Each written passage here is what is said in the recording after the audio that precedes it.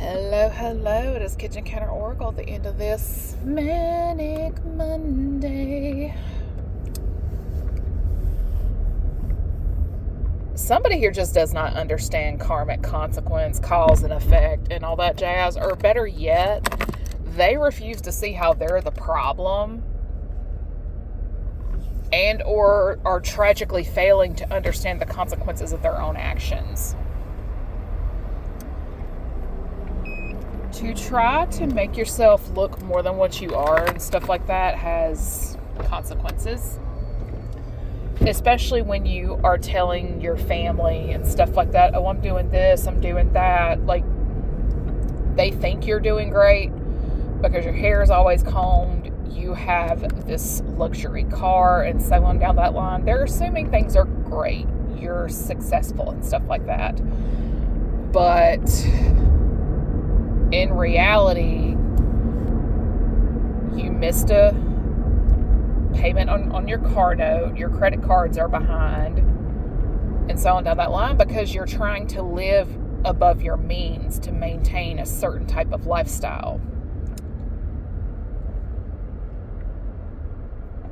To lie on somebody to make the world believe that they're the problem, that is a form of witchcraft via word magic. Same thing with police reports to get someone in trouble and cause them a bunch of legal issues. Like lying and manipulating certain things to get a specific outcome, like just manipulation as a whole, that is witchcraft in a nutshell. Now, my thing is this: eventually chickens come home to roost. While lies have made multiple laps around the world, the truth is just lacing up her shoes. It's lacing up her shoes.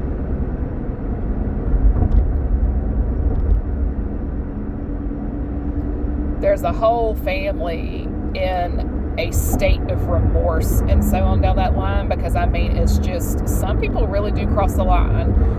It starts off, hey, I have a buddy who's a detective, a private investigator and stuff like that, and it just all goes downhill from there. All downhill from there.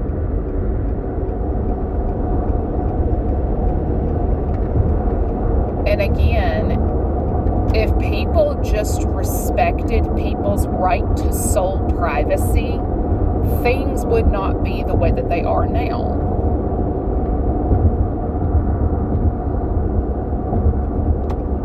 Somebody here just wanted a person to lose everything and just have no joy, no happiness, and it's just because it just wasn't centered around them, for whatever the case may be, and so on down that line. And it's just demonic. It's demonic. It's evil. Like, nobody wants to deal with that.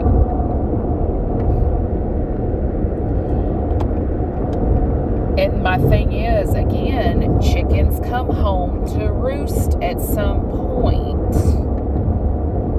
You may have a buddy that's an FBI agent, for example. Old boy was using his position to help a friend out. The problem is there's a new sheriff in town in terms of a supervisor, and now, well, guess what? Old boy's in trouble now. Write-ups, the disciplinary committees, on administrative leave without pay. Like, it's this kind of trouble. Because, shocker, there's a supervisor in town that is by the book.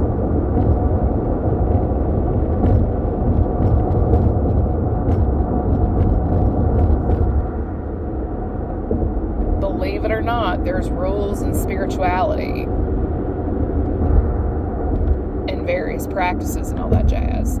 There's a rule book of sorts, and you can't just cherry pick whatever it is you want to recognize and so on down that line. Because everybody's fine doing what they're doing until it's time to be held accountable, and the person you want to be held accountable in your stead is nowhere to be found. Karma don't care if you have people that rely on you. Karma does not care if you have children. Karma does not care about your lifestyle, your ability to pay your bills, and so on down that line. Karmic debt is karmic debt, whether it's good or bad. And you don't get to cherry pick whatever it is you deal with. Mark my words. For example, the things you wish to befall me, because I won't give you something you feel entitled to when you really have no business in the first place. Oh, honey, give it some time. Because by the time karma comes into effect for you, you have long forgotten whatever it is you did.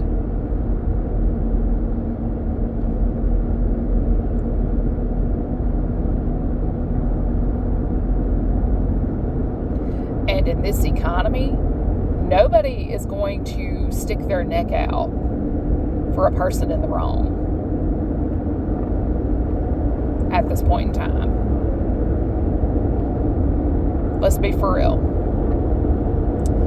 Now, the thing is, when you abuse your position, if you will, to get a specific outcome, I'm going to tell you this here and now.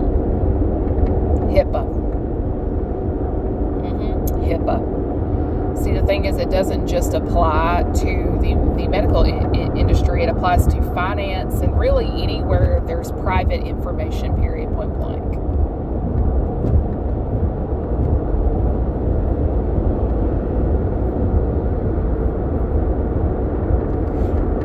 Oh, yeah. I would know, because I have been dealing with uber sensitive info on folks for 10 to 15 years now. And there's a reason I stay employed.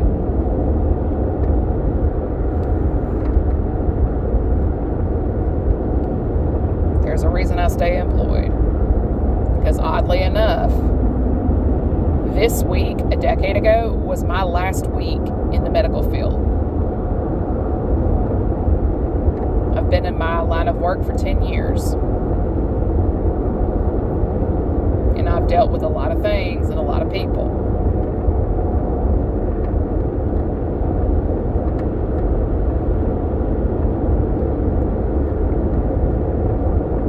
I stay in my lane. I mind my business. I sip my coffee. I drink my water.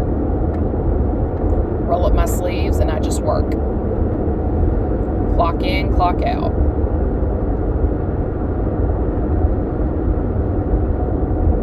The wonders of staying in your lane and minding your business spiritually. It'll save you a lot of karmic hassle. I mean, it really is wrong to read folks without their consent, but sometimes they're just so hell-bent on getting in your energy that it's just, okay. What's up, Doc? Why are you in my business? What do you need my energy for? Because the only people that knowingly disrespect my physical and spiritual boundaries are energy vampires.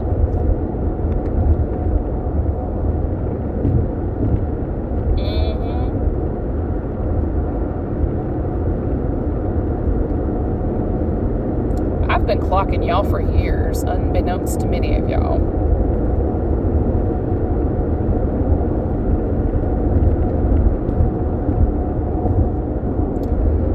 Either somebody's dad is about to come down with an incurable blood disease, or the son who's the root cause of many a problem is getting ready to. Because I'm going to tell you this here and now. I've been getting a lot of ads in my mail for life insurance and medical insurance and stuff like that. And it's just like, I already have all that. And I'm not sick. But somebody who's been trying to slime me out, get me deactivated, and if they can't do that, at the very least locked up, and so on down that line, so that way I am a receptacle for their karmic debt.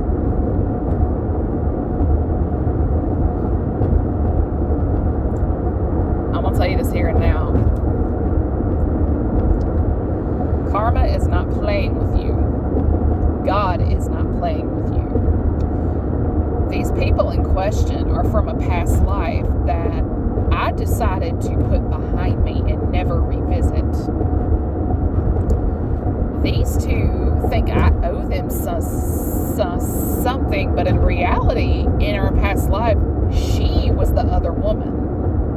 I was the wife. But the funny thing is, she was the actual witch. I was not. She convinced him, my husband at the time, to accuse me of witchcraft. And basically had me put to the stake to burn so they could get married. And so on down that line. She wanted my life.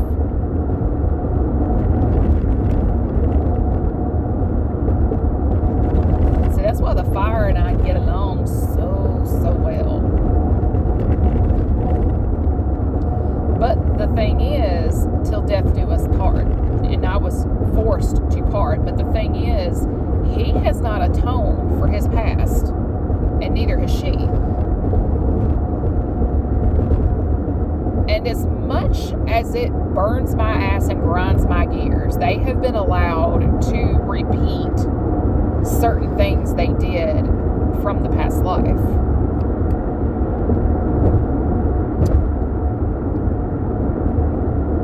Only this time, I am not allowed to be prosecuted because when I say back then, I was given the definition of unfair trial. Yeah. Everyone knew I was innocent, but they were too scared to say anything because they didn't want to share the same fate as me. Back then, all you had to do was scream like a stuck pig and point a finger and boom, convicted.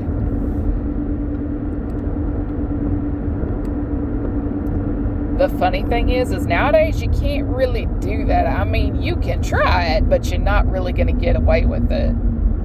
Because the thing is, you have to have credible evidence that actually checks out. In other words, the evidence you provide, it has to be legitimate, it has to be honest, it has to be truthful.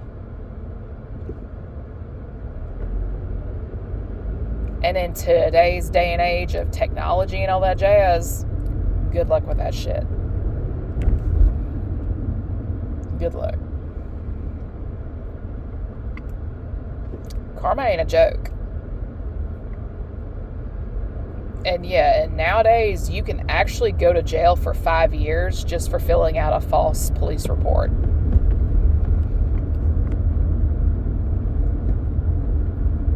If you have an employee at a bank go through someone's checking account, like if somebody were to call my bank and give people the info without my knowledge and or consent, I cannot even begin to describe the trouble that would await all parties involved. It's like having a friend that works at the Social Security office. Having that friend pull up your info, if you will, so they can do a background check. Run your credit to see what your score is and what your financial assets are and so on down that line.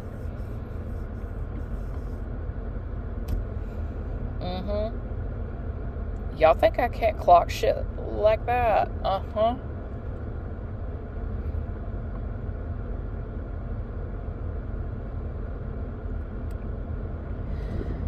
Because the funny thing is what I need a bunch of folks to explain is, what in the Sam Hill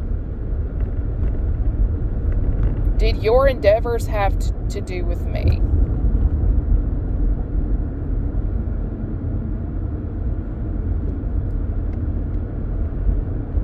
What did it have to do with me?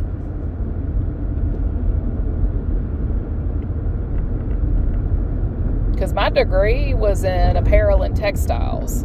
In other words, fashion. Wasn't in business, even though I have a minor in it. It wasn't in health and wellness and so on down that line. The path I was trying to be on, entirely different. So again, until people can, from a grounded, logical place, explain what my life has to do with them, you probably don't need to be in my business fucking shit up.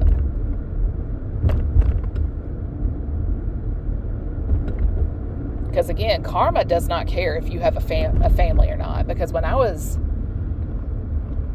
deactivated at the stake, burned alive, mind you, I was a mother of 3.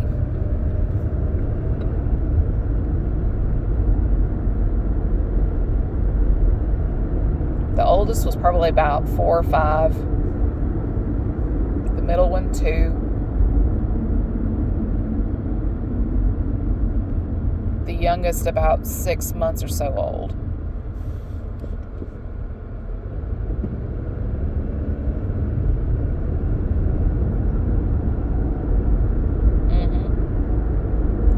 My name back then was Abigail.